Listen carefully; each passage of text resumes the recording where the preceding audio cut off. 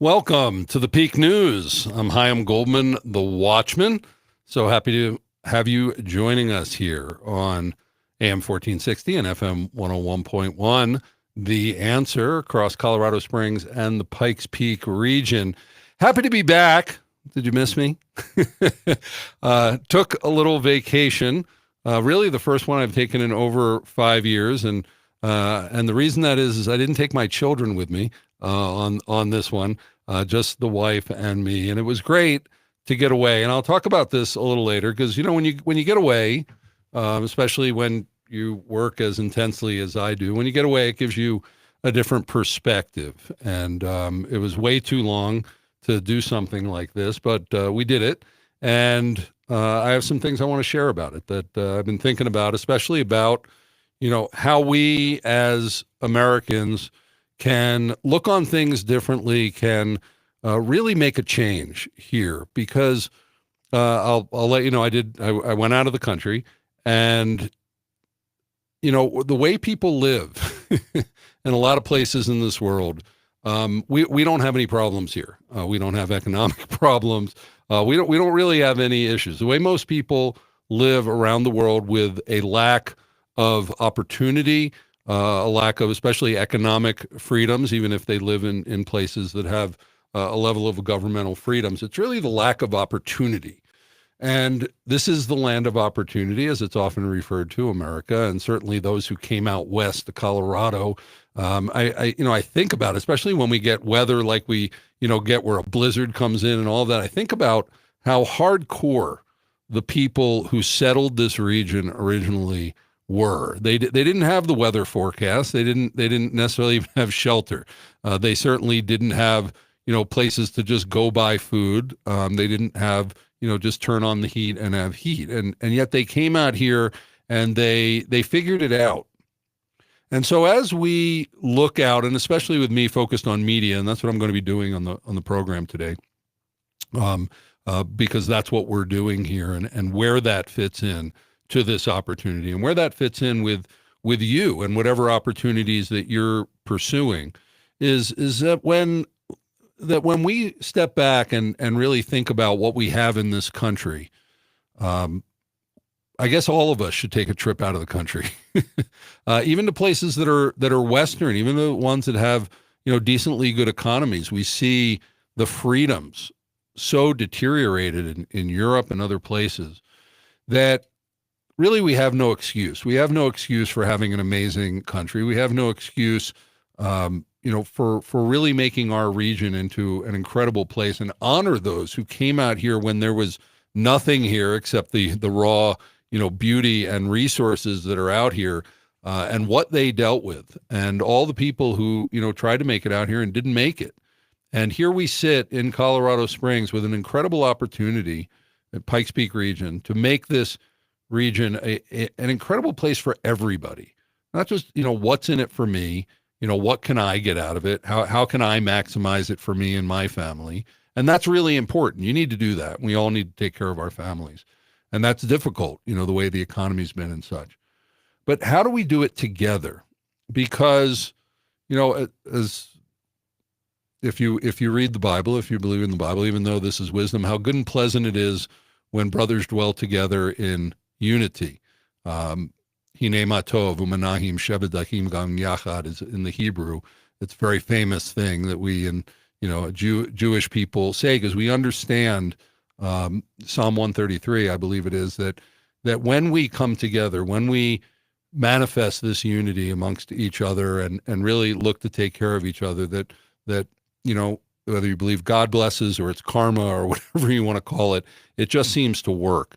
And I'd love to see that come together in our region. And hopefully we're playing a part in doing that by bringing the community together here around the Peak News. And we're so happy to have you as listeners on that. On this program, not having a guest today, I'm going to do, a Chaim musing since I've been away for a while and we had guest hosts. I'll talk about that, part when we come back and that opportunity. But I'm actually calling the show Happy New Year. And I know that seems really weird And it is it is to probably everybody except a few people who know what I'm talking about. But actually, last night we started what is officially the biblical New Year. If we pay attention to the Bible, as I do, and the timeline that God gives, that last night began a new year. And so it's when we as a family, my family, marks the year. And so weirdly enough, calling today Happy New Year and talking about, well, what we'd like to see for the peak and for us as a community in this coming year. I'm Chaim Goldman, the Watchman. You're listening to the Peak News. So happy you are. We'll be right back.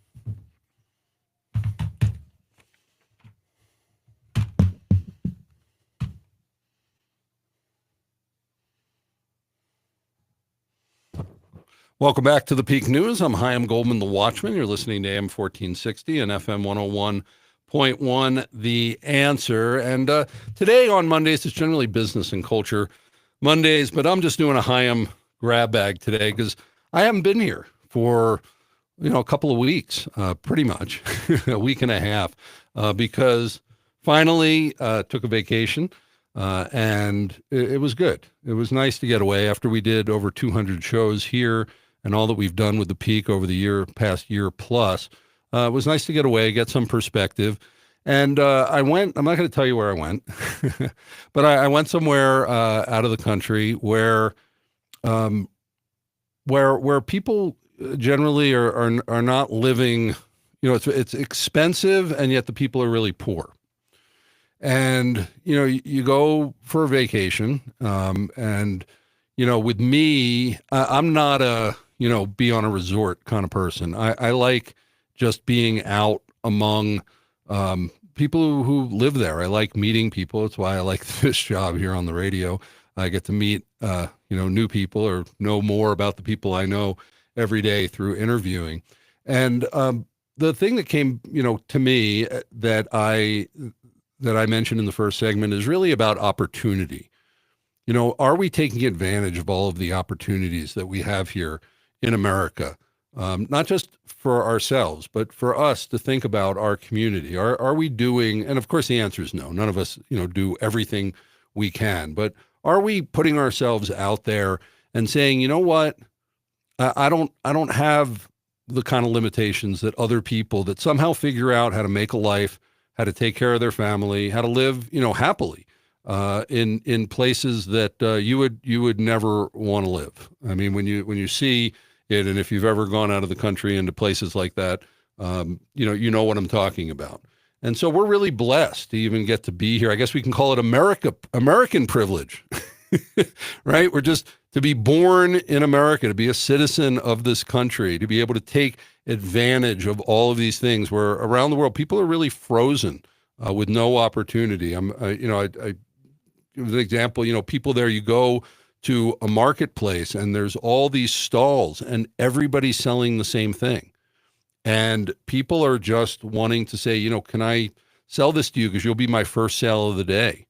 And it seems that Americans aren't traveling a lot. And so they're really having a much harder season. It's supposed to be spring break season and it's not so much, because I was explaining to them, actually, I'll say this, I didn't even plan on doing this, but in explaining to them, because they're upset with the United States because we're sending their people home who are here trying to work. And I was trying to explain to them, look, we've been in a situation where people have been bankrupted. America has, we don't really have the money that we had 4 years ago.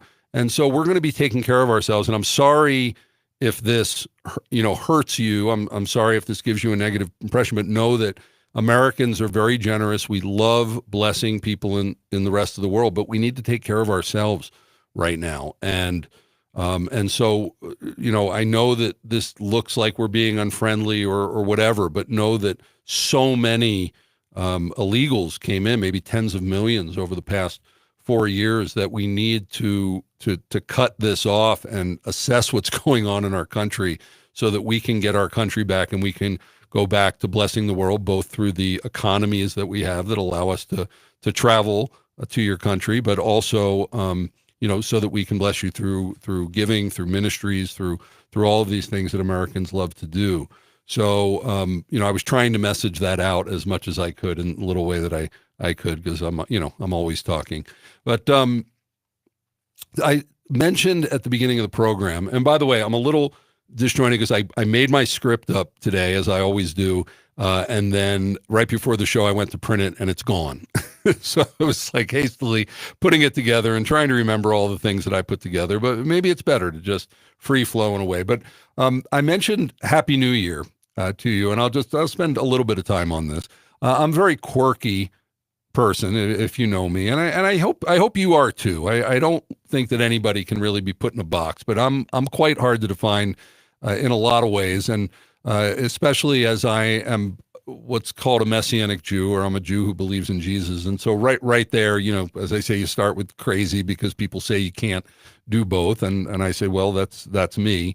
And one of the things that's really big to me biblically as a believer is this restoration of all things, this thought that, all of the things that have been taken through the years will be returned in some way. I don't know if that means, we get all our socks back that we lost in the dryer. How complete is this restoration of all things? But with that promise uh, comes, really digging into the Bible and really believing it. And there is a calendar. It's interesting in the Bible, and you probably heard things they be referred to as Jewish holidays, but they're really not Jewish holidays. God refers to them as His days, as His days that His people keep. And as we're coming into this season where there's Easter, Resurrection Day, and also Passover, which are related but also different, and how I look at that and all these dates, we're told for the Passover, because that is a biblically commanded thing, is to do it in the month of the Aviv. It's the first month of the year, and getting into through the years, decades of studying these things out and determining that this is when the year starts. It's not January 1st. If you're thinking biblically, and of course there's all different calendars, but it's not January 1st. And even interestingly, don't have time to get into it, is the Jewish calendar says that the new year begins on the first day of the seventh month, which is a whole interesting story. So this day, when the new year begins, really isn't marked by anything, because everybody's looking 2 weeks past to Passover. But over the years, in sort of seeking to align myself biblically in so many ways, have gone to this calendar that seems to be the original intended calendar that was kept way back thousands of years ago. But when we were thrown out of the land in the second time after 68, 70 A.D., and into the Exodus, we were thrown out. Judaism developed a calculated calendar, not a what's called an observable calendar, where we look up and we see the new moon and we mark what's called the Aviv barley, which is the greening of the barley, and not our faith day. But I just wanted to explain, if you're looking to align yourself, and say, well, what calendar and what is time and how do we mark this?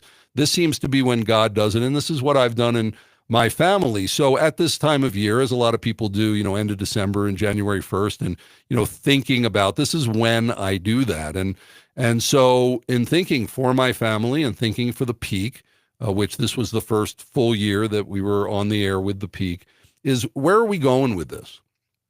What is this supposed to become? Is this just a news show that you turn into? Is it just some interesting thing that Chaim's doing on the radio? No, it was never meant to be that. It was meant to be something so much more, which is we the people taking back the media. And I don't have I'm one person. don't have billions, trillions of dollars. Wish I did. Could get a lot done. But deciding, what, I can do that here. My background's in media, decades in it, always been into communications, and realizing I can play my part. I can take that opportunity that I have where we still have a First Amendment, freedom of speech, and I can come on the airways and I can try to speak facts and information and give it to you in a way, and then invite you to be part of it, which is very different than all the media. People ask how we're different. Well, we invite you to take part in it here at the Peak. So when I come back, I want to talk about something that's always on my mind, is what is the media supposed to be doing? What are we supposed to expect of it? And how can we, the people, really take this back? What should we expect from the media? Are they purveyors of truth, or is it something else? Hi, I'm Goldman, the Watchman. You're listening to The Peak. Thank you for being here, and we'll be right back.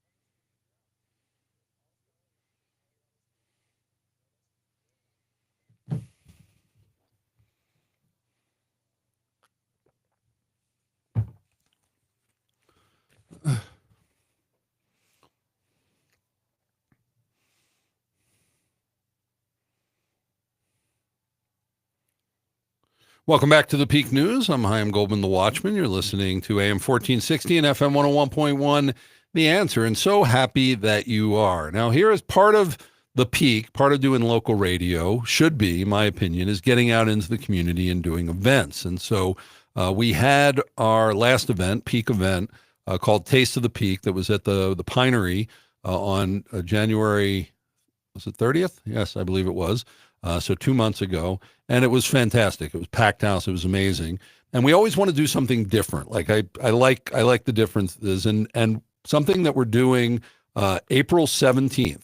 And I'd love you to come out to this if you're at all interested in things biblical and that kind of experience. Because every year for the past 3 years here, we have done a Passover Seder. Again, we're Messianic Jews here. We've done a Passover Seder at the Road Church in Colorado Springs. We're not doing it there this year. They're taking a break on that. It's a big thing to put on. We have 300 people there and a full meal and everything else. And so we're doing it at the Pinery. We're going to be back at the Pinery on April 17th in the evening for Passover at the Pinery. And so for more information, we'd love you to join us, is to go to our website, thepeak.news, and to our events page, /events. And there's a link there to all of the information and to register.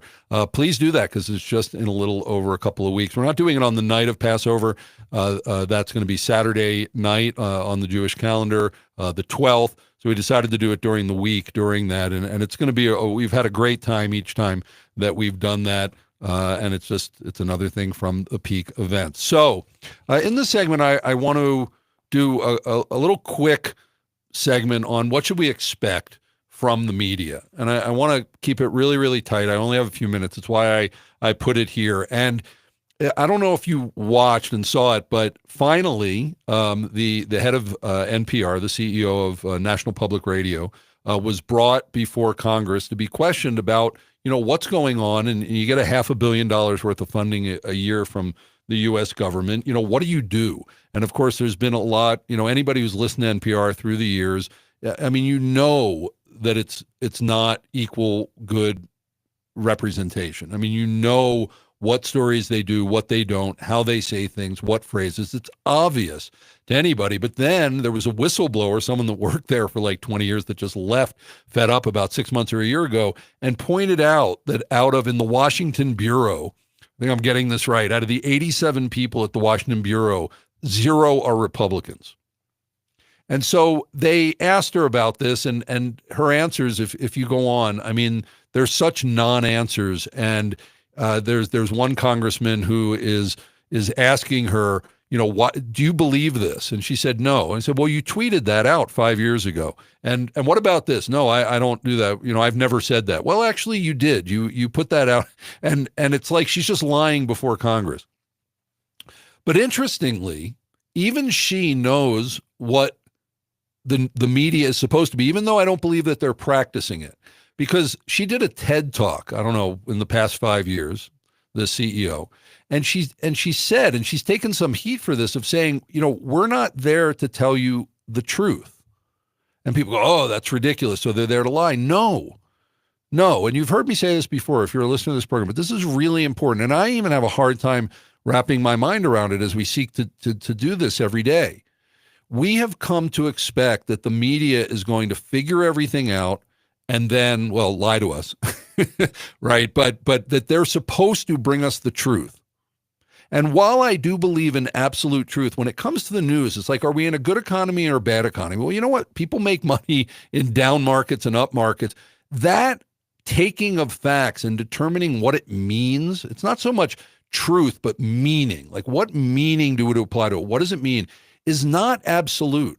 And so if we say this happened and this is what it means, and thereby you take that to be, that's what the truth is, I don't think that we can do that as the media. We don't have all the facts. We aren't truth ourselves. We aren't the purveyors of truth. You are. And so what we do here is we seek to give you good information in context and then let you decide.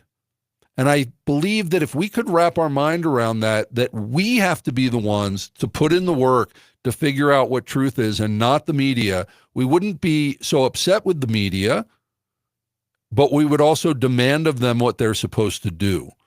And guess what? It's not being done. But we try to do it here at the Peak. When we come back, we're going to be talking about, well, Peak 2.0.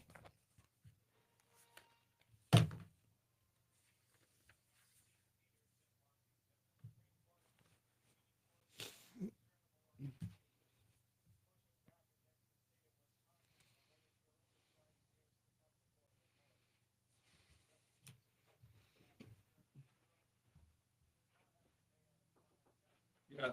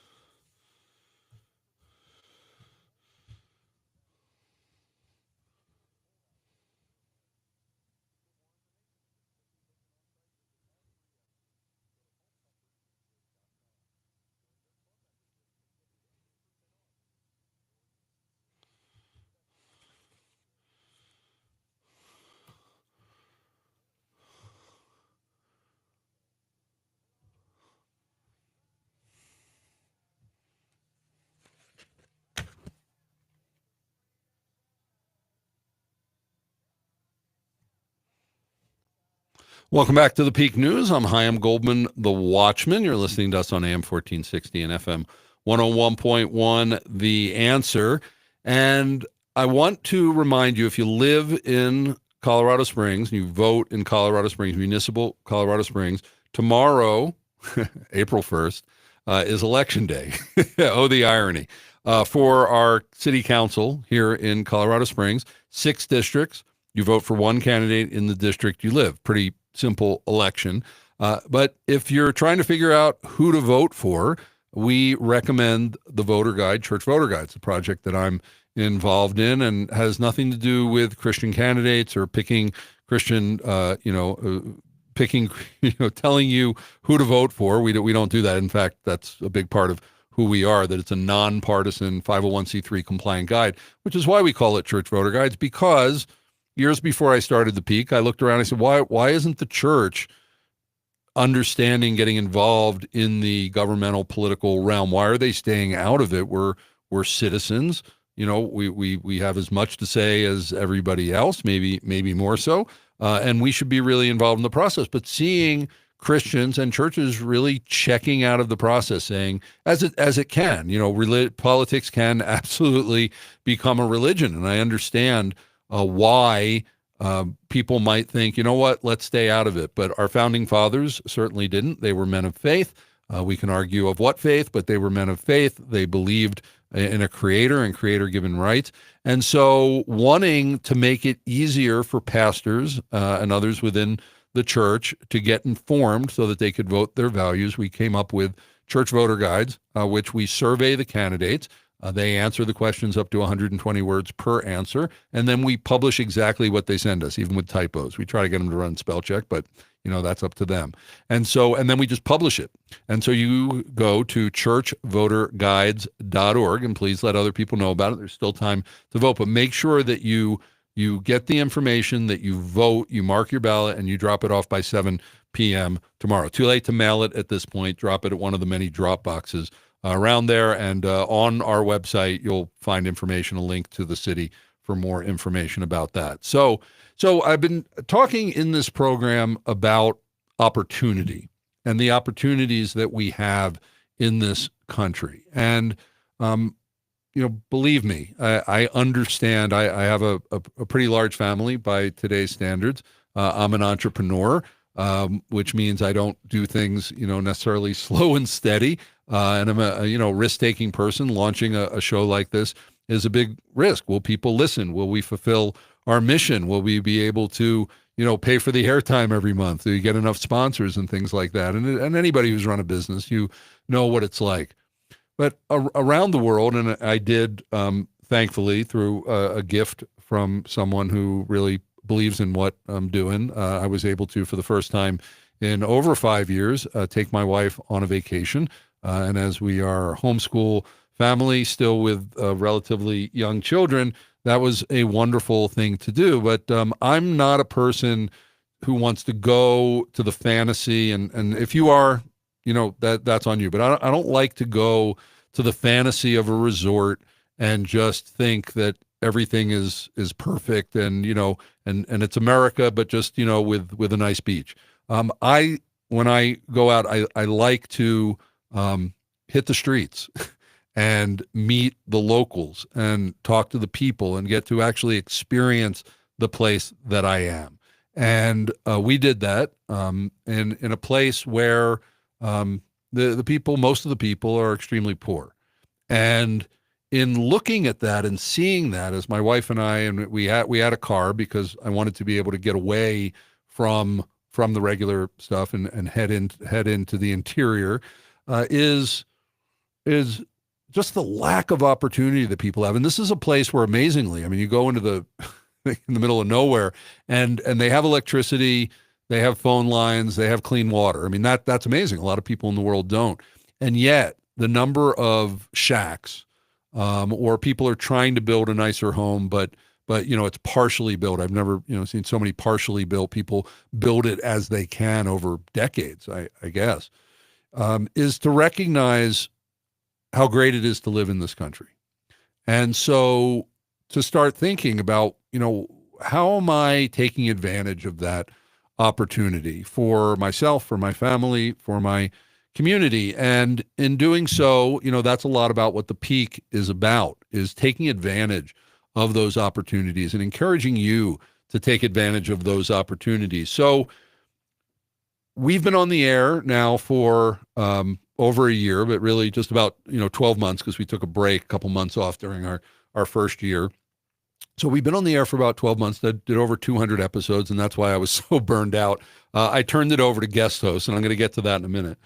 But what we're trying to do here at the Peak is reinvent journalism, reinvent media. And I know that's a little crazy, but we have to, because we've lost trust in the media. And it's not like we can just say, well, you know what, we're just not going to have people going out and investigating things and giving us information. We've always, sitting around campfires thousands of years ago, sharing information. We've always needed that. So we need to do something. It needs to go somewhere. But I don't know how many people are really envisioning it holistically. And so I'm trying to do that here. And tonight is our final of our 4 sessions that we're having, training up citizen journalists. And we have a full class of 12, as we had wanted, to come in and to train them up in the basics of journalism, to credential them here. And tonight we finish that up, and they're going to be credentialed and get out there in the community, and we're going to work with them to develop them, and I'll let you know when the next class comes. But we really are turning things over to you. This was never the Chaim Goldman show. It was never the Peak with Chaim Goldman. It was always the Peak. And I've been warned by people who really know radio that I'm the personality here, and giving over the microphone to other people, just letting common citizens, I hate that, nobody's common, have the airwaves, non-professional, is it's dangerous. It's that you're tuning in because of me, and I've built that following. And if I'm not here, that it's not the show that you want. And I really want to challenge you as we move into this place of new media, of new journalism, of figuring out that what have not, and there are good people out there. I'm not slighting the people who are personalities and have built that as a brand, and are giving good content and good truth and good entertainment or whatever it is that they're giving. But for the most part, in the news area, what has the paid professional actor, which is really what we are, talking heads, those who they don't necessarily, they're not even reporters, right? They're good spokespeople. What has that gotten us over the past 50 years? Even we found out even Walter Cronkite was starting to work with, the government in order to bring, out certain information. It's put us in a really dangerous spot where not only have we been lied to for years, but now that we figured it out, we don't know what to trust. We don't know what to do. And so if there's a personality, first of all, that's not the news. And that's not, to me, what it should be. And in a way, that's entertainment. It's news talk. It's good if you enjoy it. But I am talking about things that you can turn to get information that really, really matters to you. I want the show to shine.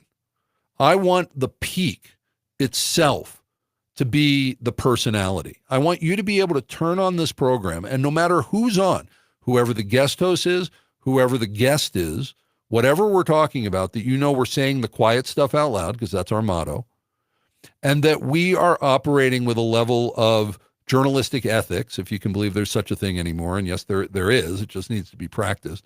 Journalistic ethics, so that how we are getting the information, how we're bringing it to you, how we make the choices about what makes air. And then you can look at us and say, I like that, I don't like that, I believe that, I don't believe that.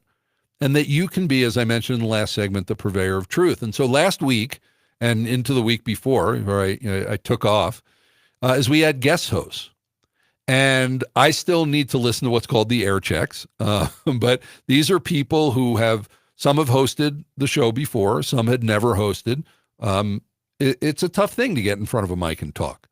But I believe that these people have talent. I believe that these people, have a real heart for this. And so I gave them the opportunity. And in fact, all of the people in the citizen journalist class are being given that opportunity. If you've ever tried to even get the news to report on something that you're involved with, you know how hard it can be. But to think that this mic that I've been doing media professionally for 30, 40 years, that and all the hard work and all the risk and everything, and then to say, you know what, this is for everybody. And by the way, it was always from the beginning like that. Now we're just starting to step into it in what we call, peak 2.0. Is I'm loving it. It's a little scary. It's weird to give up the mic. I hope that you as the listener can say, yeah, that's what we want. It shouldn't be about the people. Yes, put good people on. I don't want someone who's umming and ahhing, and we've had some people, those it's hard to get rid of that from your voice, and that's something we work on professionally. People that are a little awkward because it's their first time or second time, and I've done this for thousands of hours. But I hope that you can get a vision for the peak, that it is truly community news, that it is really we the people taking back the media, and that if you want to get involved in some way as a citizen journalist, as a sponsor, as an intern, if you're a young person, and I'm going to be talking about that in our next segment, that you really would. And I know I beat this drum a lot, and if you listen to the show, maybe I'm saying it too much, but as we establish the peak, I want you to know how real this is. And I think that me just saying it wasn't resonating. But if you tuned in at all over the past week and heard the guest host here, even one who's 20 years old, James, who's one of our interns, but he earned the spot, that you'll recognize that this is what we need, because on the local level, those of us who care are going to bring out the information that you need. I'm Chaim Goldman, the Watchman. When we come back, I'm going to be talking about educating our children ethically.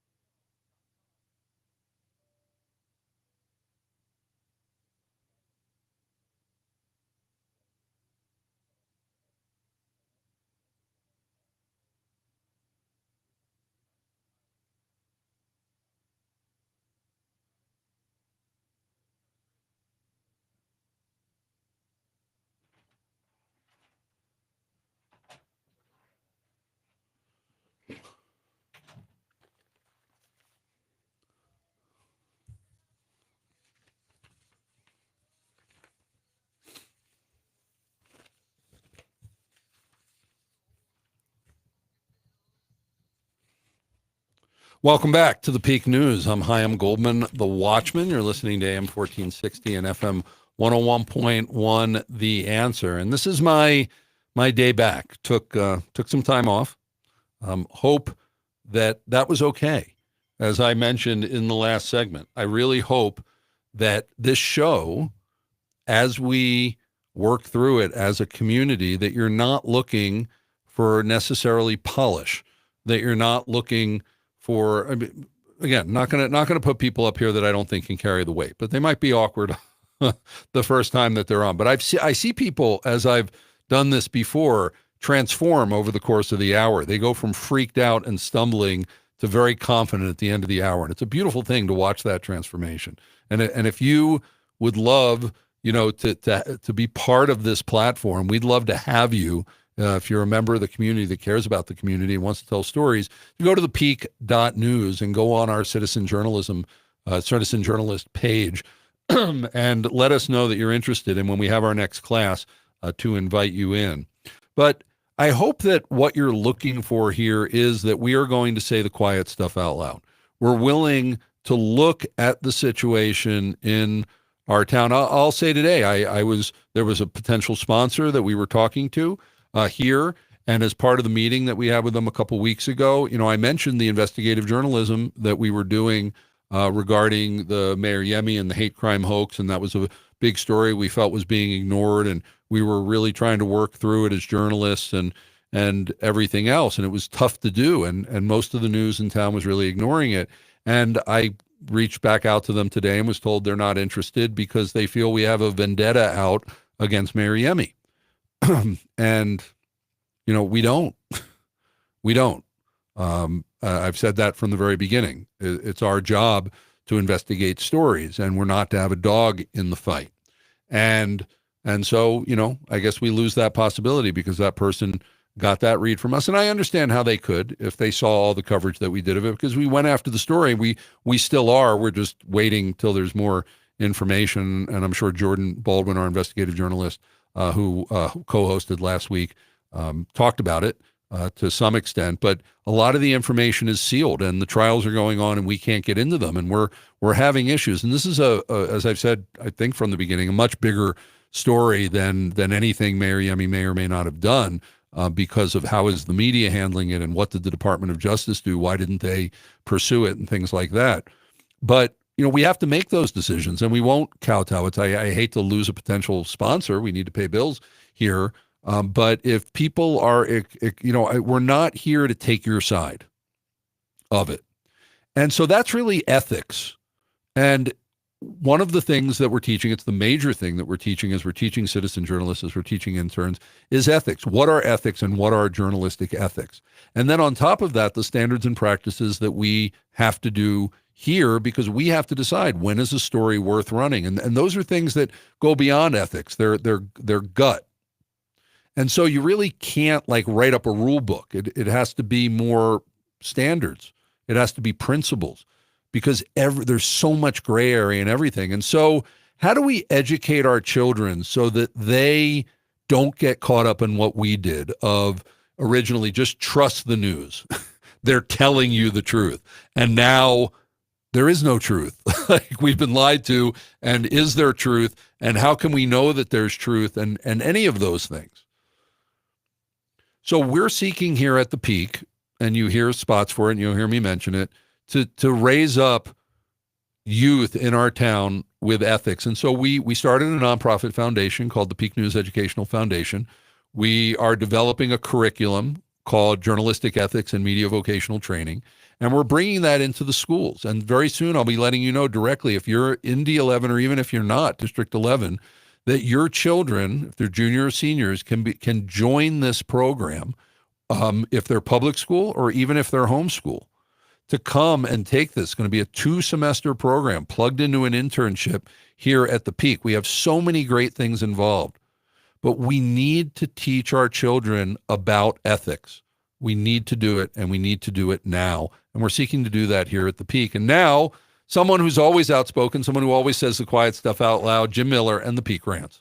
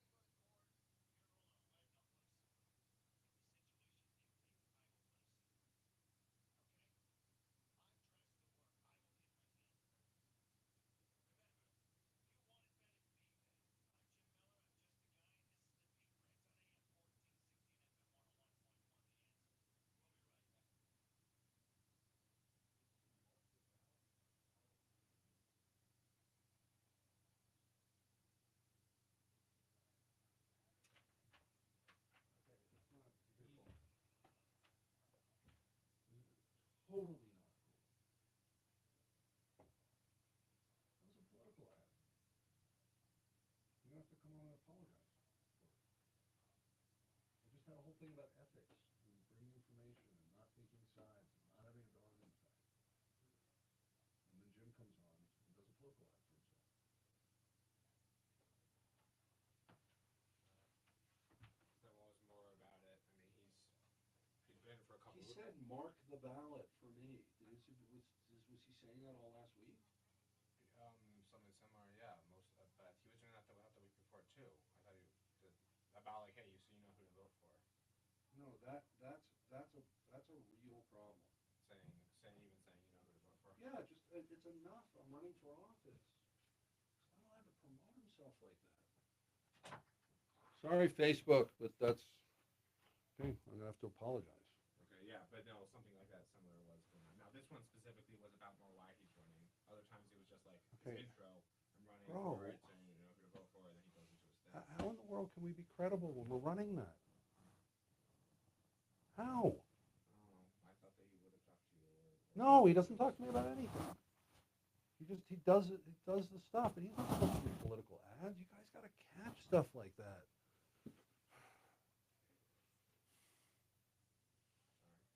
Yeah, it's definitely my bad. Not so.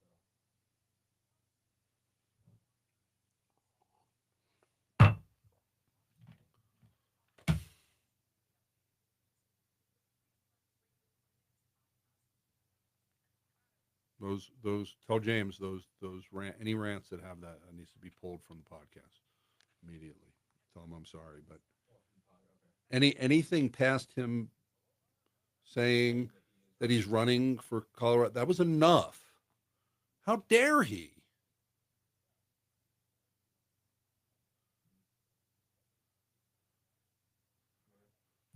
I already got on this when he did it on the stage at the event.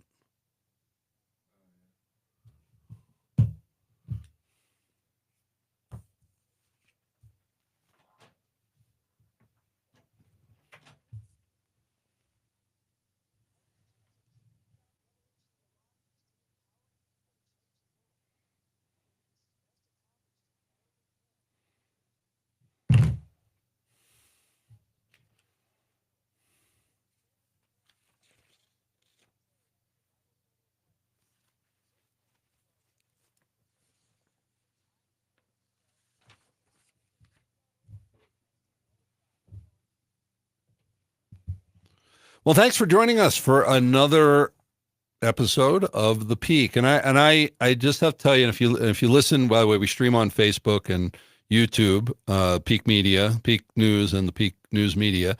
So you can check us out. You would have seen me ranting a little bit during the break and during Jim's rant. And so I want to apologize to you because I just spent a show talking about how we don't have a dog in the fight. I want to have a show where I talked about ethics. And then Jim Miller, who does the Peak Rants, who's a friend of mine, he's been with us since the beginning, and I love Jim. And we had to decide, when he started running for city council, like could he still be on the show? And we decided that he would be. But I just, in hearing this rant that he just did, he really turned it into a political ad. And I let Jim do his own thing because Jim does his own thing, and we're real citizen journalists here. But this is something, and people will tell me this is the problem, Chaim. This is why you can't do citizen journalism. But I apologize that I didn't know about that, and I heard when I was away last week that there may have been rants with that, and so we aren't here to do a political ad for any candidate. But we did allow Jim to mention that he was running for office because he's part of the Peak. And he's put in the time here as a volunteer for well over a year, and he's done a great job. And I really appreciate Jim and everything that he's doing. But in this crazy world where we're doing citizen journalism with few resources, and we need more oversight. And so I just want to say, after all that, I apologize to you. I think that went overboard, and I'm going to talk to Jim about it. And so is the experimentation that we're doing tomorrow. Is April 1st. It's both April Fool's Day and Election Day. Is that ironic? And so we're having a bunch of comedians on the show from the Oxymorons comedy, Trip U-Halt, Hunter Willis, Samantha Davis Crocker. We're going to be looking at the lighter side of the Springs and also joking about the election some. I'm Chaim Goldman, the Watchman. So happy to have you joining us here on The Peak. Tune in tomorrow for our April Fool's comedy show.